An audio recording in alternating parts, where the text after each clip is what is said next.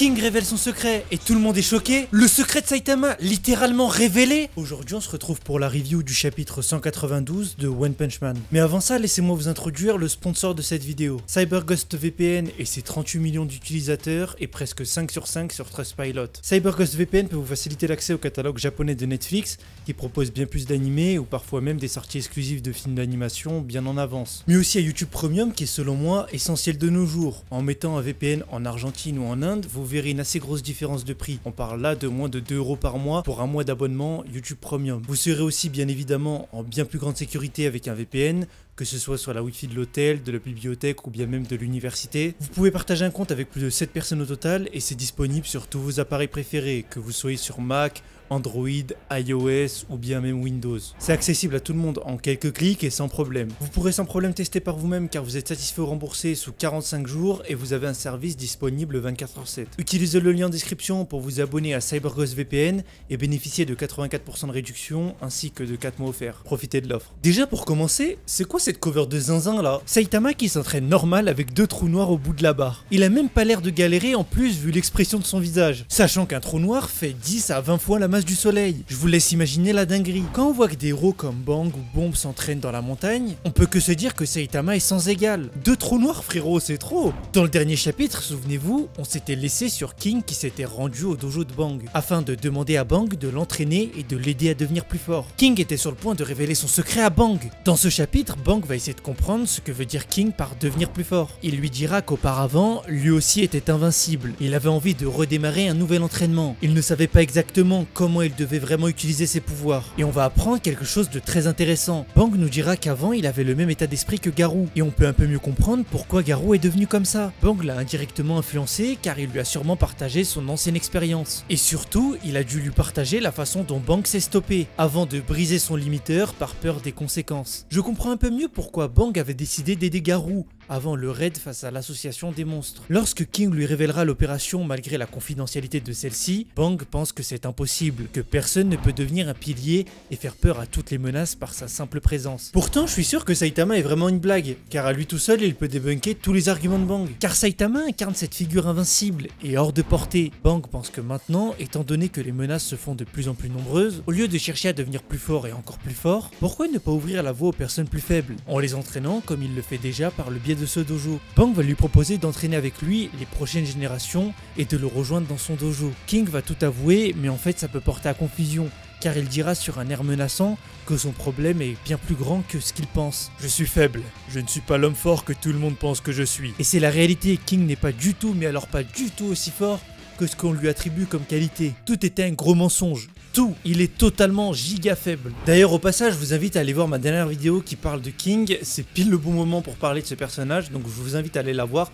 c'est ma précédente vidéo. Vous aurez un lien en description pour aller la voir et aussi n'hésitez pas à vous abonner et à liker cette vidéo si elle vous plaît. Et si vous voulez être au courant de la sortie de chaque chapitre de One Punch Man, n'hésitez pas à vous abonner à mon Instagram, à chaque fois qu'un chapitre sort, je le mets en story Instagram tout simplement, vous avez juste à cliquer sur le lien qu'il y a dans la story et vous avez accès à tous les chapitres de One Punch Man en français. Enfin bref, on peut reprendre. Tous les disciples de Bang seront choqués. Comment ça? Même l'histoire de King transportant une bombe dans un trou noir qui aurait pu mettre fin au système solaire était fausse? Même l'histoire où King remonte à le temps pour dévier des météorites et donc changer toute la timeline dans laquelle nous sommes actuellement? Même le fait que la naissance de King était une prophétie des temps de la mythologie? King dira que c'est faux, mais qu'il n'a pas menti sur ce genre de théorie farfelue. Charlinko et tout le monde seront choqués d'apprendre que tout ça n'était pas vrai, que King ne s'est jamais servi de la lune comme un punching ball, et que le nouveau cratère sur la lune n'est pas dû à ça. Oui, il parle bien du gros impact que Saitama a laissé sur la lune lors de son combat contre Boros. Bang pense que King veut se montrer à la hauteur des rumeurs circulant sur lui, or qu'il veut devenir plus fort car il n'a aucun super pouvoir. Mais King n'est pas clair dans ses propos, du coup Bang ne sait pas trop comment répondre face à ce qu'il est en train de lui arriver. Il dira à King qu'il n'a pas besoin d'être aussi pressé, de répondre à leurs attentes car elles sont bien trop hautes, comparé bien sûr à ce qu'il peut faire en tant qu'humain. Il a des camarades, alors il n'a pas à sauver tout le monde,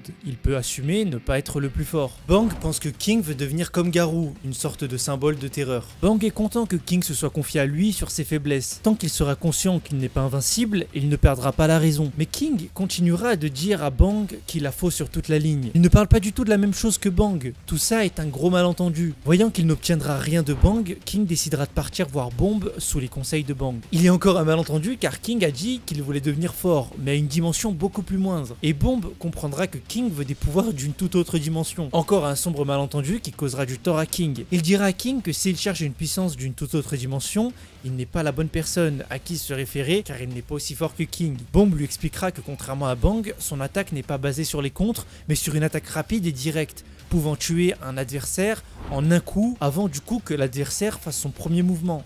Mais Bomb dira à King que ce genre de petites tactiques ne t'intéresseront pas, car tu veux une puissance démentielle. King dira simplement non, mais Bomb pense que King veut le tester. Il pense qu'il veut qu'il envoie sa première attaque, car King fait très peur. Bomb donnera une lettre de recommandation dans le dojo de King Gong à King pour calmer sa soif de sang et de colère. D'ailleurs, King sur cette case ressemble de fou à Saitama dans son expression de visage. Il se rendra chez les King Gong afin de donner sa lettre de recommandation que Bomb lui a fournie. Ils ne comprendront pas comment King, le puissant King, pourrait apprendre dans un simple dojo délabré. Ils seront navrés de ne pas pouvoir aider King dans sa quête de puissance. Ils recommanderont encore une nouvelle fois King dans une salle de boxe. Les membres de la salle de boxe penseront que le dojo a envoyé King pour écraser tous les membres de la salle de boxe, qui sont des rivaux du dojo King Gong. King se fera recommander par d'autres endroits, encore et encore. Personne ne veut entraîner King, car ils ne veulent pas salir sa réputation. Ils ne se pensent tous pas à la hauteur. King, voyant qu'on joue au ping-pong avec sa gueule, commencera à s'épuiser et à devenir de plus en plus en colère, voyant qu'on se fout littéralement de sa gueule. Personne ne veut prendre la responsabilité de l'entraîner. King ne comprend pas jusqu'à où cette fausse image que les gens ont de lui le suivra. Toute la journée, King s'est fait rediriger sans cesse. King marchera jusqu'à ce qu'il tombe sur une caverne qu'on lui a recommandée. Cet endroit est censé être l'entraînement final, là où tous ceux voulant surpasser leurs limites finissent. King avancera et tombera sur un homme, tentant de vouloir surpasser ses limites. Il a une particularité avec Saitama.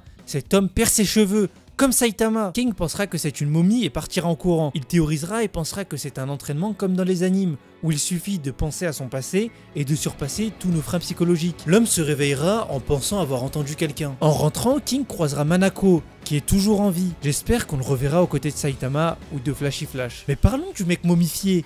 Et si Saitama avait perdu ses cheveux en suivant cet entraînement-là afin de briser ses limiteurs? C'est bizarre que juste avant on nous parle de briser les limiteurs, puis qu'on voit un mec assis avec une perte de cheveux. Tout ceci est une coïncidence ou est-ce un point de l'entraînement de Saitama qu'on nous a caché? J'essaierai d'y répondre dans ma vidéo théorie qui sort dimanche ou soit lundi, en fonction de YouTube et de leur copyright. King rentrera chez lui et expliquera toute la situation à Saitama, tout en jouant aux jeux vidéo et en soupirant en même temps, comme Saitama lorsqu'il affronte des monstres. Ils sont tous deux aux antipodes de l'un et de l'autre, et One nous le montre bien ici. King ne sait plus quoi faire, et il sait que son secret sera révélé tôt ou tard, car si ça continue, il finira tué par un monstre, et sa réputation finira à terre. Donc dans tous les cas, qu'il révèle maintenant son secret ou plus tard, il finira par être découvert. Il sait qu'il a probablement plus aucune option si ce n'est la fuite ou la mort. Saitama lui dira simplement de faire de la muscu, et si dans l'univers de Saitama, le moyen de briser son limiteur était simplement de faire de la muscu et de ne rien connaître au monde qui nous entoure, de ne rien connaître aux arts martiaux, rien, comme Saitama, avoir un disque dur vierge. Quelqu'un toquera à la porte de Saitama,